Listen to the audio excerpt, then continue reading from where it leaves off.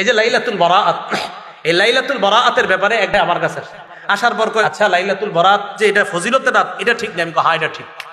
কই কে বলছে? আমি কই নাসিরউদ্দিন আলবানী রহমাতুল্লাহ আলাইহি বলছে। তো যখন আমি বললাম নাসিরউদ্দিন আলবানী রহমাতুল্লাহ, নাসিরউদ্দিন আলবানী বলছে? হ্যাঁ নাসিরউদ্দিন আলবানী রহমাতুল্লাহ বলছে। কয় হুজুর শিওর আপনি নাসিরউদ্দিন আলবানী বলছে? আমি কই ভাই সত্যি নাসিরউদ্দিন আলবানী বলছে। এই যে লাইলাতুল বারাআত, এই লাইলাতুল বারাআতের ব্যাপারে একটা আমার কাছে আসার পর কয় ওই রাত্রে যে হালুয়া রুটি এগুলা কি আছে? তা আমি বললাম না নাই। তা ওই ভাই আবার প্রশ্ন করলেন ওই রাতে হালুয়া রুটি বেজি বানানো হয়, সাপ বানানো হয় রুটি দিয়া, আরো অনেক আকৃতি ঘোড়া বাঘ ভাল্লুক, এগুলা ঠিক? আমি না ঠিক না তো। ওই রাতে যে গোসল করলে মাথার পানির চুল পড়লে, মহিলাদের চুলের এই পানিগুলা পড়লে প্রত্যেক ফোটায় ফোটায় নেকি ঝরে যায়, মকসুদুল মুমিনিন না আরো কিছু বইয়ের নাম লেখছে, এইগুলাতে আছে, এগুলো ঠিক? না এগুলো তো ঠিক নাই। বলতে বলতে হঠাৎ আমারে বলে ফেলতেছে কি আচ্ছা লাইলাতুল বারাত যে এটা ফজিলতের রাত এটা ঠিক না? আমি কই হ্যাঁ এটা ঠিক। কই কে বলছে? আমি কই নাসিরউদ্দিন আলবানী রহমাতুল্লাহ আলাইহি বলছে। তো যখন আমি বললাম নাসিরউদ্দিন আলবানী রহমাতুল্লাহ, নাসিরউদ্দিন আলবানী বলছে? হ্যাঁ নাসিরউদ্দিন আলবানী রহমাতুল্লাহ বলছে। কয় হুজুর শিওর আপনি নাসিরউদ্দিন আলবানী বলছে? আমি কই ভাই সত্যি নাসিরউদ্দিন আলবানী বলছে। কয় শোনেন নাসিরউদ্দিন আলবানী আমাদের দলিল না, আমাদের দলিল আল্লাহর রাসূল। এই কথা বলছেন যে আমি দেখেন এটা উনি এই সত্যি উনি এই কথাটা বলছেন। তা আমি বলি যে হাদিস সহি দুর্বল এটা তো কোনো না কোনো ইমাম বলছে, ঠিক না?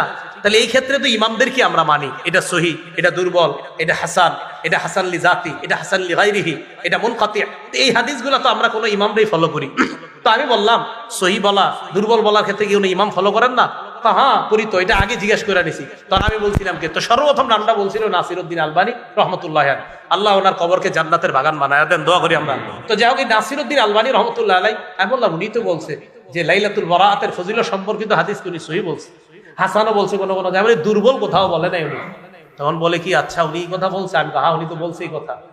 এখন উনি এটা মানে ইয়া করতে চায় না, উনি বলছেন। তখন এক ভাইদের পক্ষ থেকে আসছে, আমাদের এটাই প্রমাণ যে আমরা কোরআন সুন্নাহ মানার ক্ষেত্রে কাউরে মানি না, কোরআন সুন্নাহই মূল দলিল, এইখানে কোন ইমাম আসলে এটা আমরা দেখি না। তাহলে ভাই সহিহ না দঈফ এটার ক্ষেত্রে কি আপনি কোরআন সুন্নাহ ডাইরেক্ট মানতে পারবেন নাকি? এটা তো কোনো ইমাম লাগবে, এই জন্য ইমাম লাগবেই।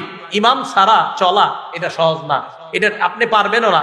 এজন্য আপনারা যারা হানাফি ফিকহের বিরোধিতা করেন যারা, অথবা যারা মনে করেন না আমি ইমাম ছাড়া চলবো, আপনি পার্সোনালি শামসুদ্দৌলা আশরাফী সাহেব হুজুরের কাছে একদিন এসে বসেন, উনি আপনার 2-3টা পাল্টা প্রশ্ন করবে। আপনি যখন বলবেন না আমি কোনো ইমাম মানি না, তো উনি 2-3টা প্রশ্ন রাখার পরে আপনি মরার আগেও এই জবাব দিতে পারবেন না, তখন তো আপনি বিপদে পড়বেন। আপনি যখন বলবেন আমি কোনো ইমাম মানি না, তখন তো আপনি বিপদে পড়ে যাবেন। উনি যখন আপনার পাল্টা প্রশ্ন করবে তাহলে আপনি কি মানেন, তো উনি আপনি বলবেন আমি কোরআন মানি, আর কি মানেন বলবেন সহিহ হাদিস। উনি আপনার পাল্টা বলবে সহিহ যে হাদিসটা, সহিহটা কে বলছে? মুহাম্মদ রাসূলুল্লাহ সাল্লাল্লাহু আলাইহি ওয়াসাল্লাম বলছে। বলেন না কেন? মুহাম্মদ রাসূলুল্লাহ সাল্লাল্লাহু আলাইহি ওয়াসাল্লাম বলছে, কে বলছে? তো এই তুই ইমাম মানে না, ইমাম মানে নাকি?